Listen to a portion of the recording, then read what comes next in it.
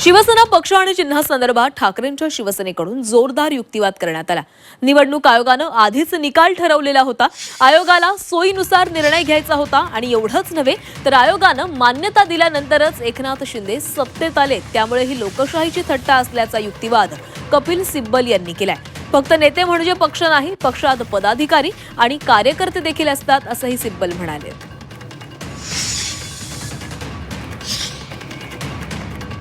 निवडणूक आयोगाला सोयीची भूमिका घेणं सोपं वाटत असून आम्ही सादर केलेल्या कागदपत्रांकडे साधं पाहिलं नसल्याचंही कपिल सिब्बल यांनी सुप्रीम कोर्टाला सांगितलं। आम्ही पक्षाच्या पदाधिकाऱ्यांची अद्ययावत यादी निवडणूक आयोगाला पाठवली होती, असंही सिब्बल म्हणाले। तर जर पक्षाच्या संरचनेमध्ये किंवा नियमांमध्ये कोणताही नवा बदल झालेला नसेल तर त्याची पुनरावृत्ती करून आयोगाला कळवण्याची कायदेशीर गरज नसते, हा मुद्दा कोर्टाने उपस्थित केला।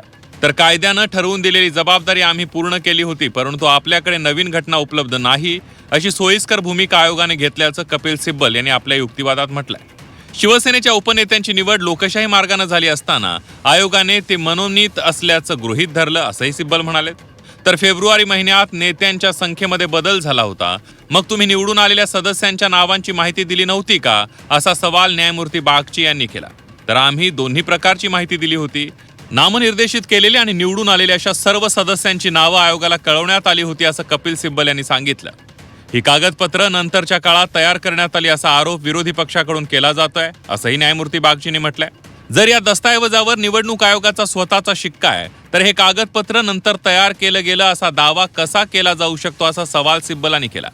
जर खरोखरच हे कागदपत्र नंतर बनवलं गेलं असेल तर निवडणूक आयोगानं त्यावर कायदेशीर कारवाई करायला हवी होती, असंही सिब्बल यांनी कोर्टाला सांगितलं। निवडणूक आयोगाला एका विशिष्ट निष्कर्षावर पोहोचायचं होतं, म्हणूनच त्यांनी 2018च्या शिवसेनेच्या सुधारित घटनेकडे जाणीवपूर्वक दुर्लक्ष केलं। आयोगाने आधी शेवट ठरवला होता आणि त्यांनी त्यानुसार आपल्या तर्कांची मोडतोड केल्याचा दावाही सिब्बल यांनी कोर्टात केलाय। तर शिवसेना नेते हा शब्दप्रयोग नेमका कुणासाठी वापरला जातो, असा सवाल कोर्टानं सिब्बल यांना केला। याचा थेट अर्थ पक्षातील संघटनेशी आहे, विधिमंडळ पक्षाशी नाही, असं कपिल सिब्बल यांनी सांगितलं। शिवसेनेच्या पक्षप्रमुखांची निवड ही रितसर निवडणुकीच्या माध्यमातून होते। एकनाथ शिंदे यांनी तर थेट उद्धव ठाकरेंनाच पक्षातून बाहेर काढलं, असं आपल्या युक्तिवादामध्ये कपिल सिब्बल यांनी म्हटलंय। मुख्यमंत्री शिंदेंची निवड बेकायदेशीर होती, संघटनेच्या माहितीची शहानिशा न करता शिंदे मुख्यमंत्री झाले होते, असंही सिब्बल म्हणाले। आयोगाला जो निर्णय घ्यायचा होता तिथे पोहोचण्यासाठी त्यांनी आधी पक्षाची घटना पूर्णपणे दुर्लक्षित केली, त्यानंतर पक्षाची संघटनात्मक रचना बाजूला ठेवली, शेवटी आयोगासमोर फक्त विधिमंडळ पक्ष उरला। याच्याच आधारे दुसऱ्या गटाकडे विधिमंडळात बहुमत आहे असा दावा करत त्यांना पक्षाचं चिन्ह बहाल करण्यात आलं, असं सिब्बल म्हणाले।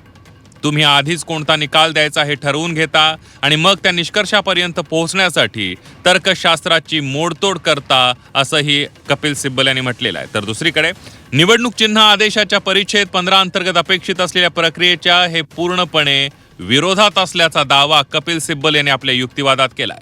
तुम्ही विधिमंडळ पक्षाला सत्ताधाऱ्यांना विकू कसं देऊ शकता? अशाने तुम्ही कुणाचंही सरकार उलथवून लावाल। कायद्याला लोकशाहीची थट्टा करू देऊ नका, असा युक्तिवाद कपिल सिब्बल यांनी केलाय।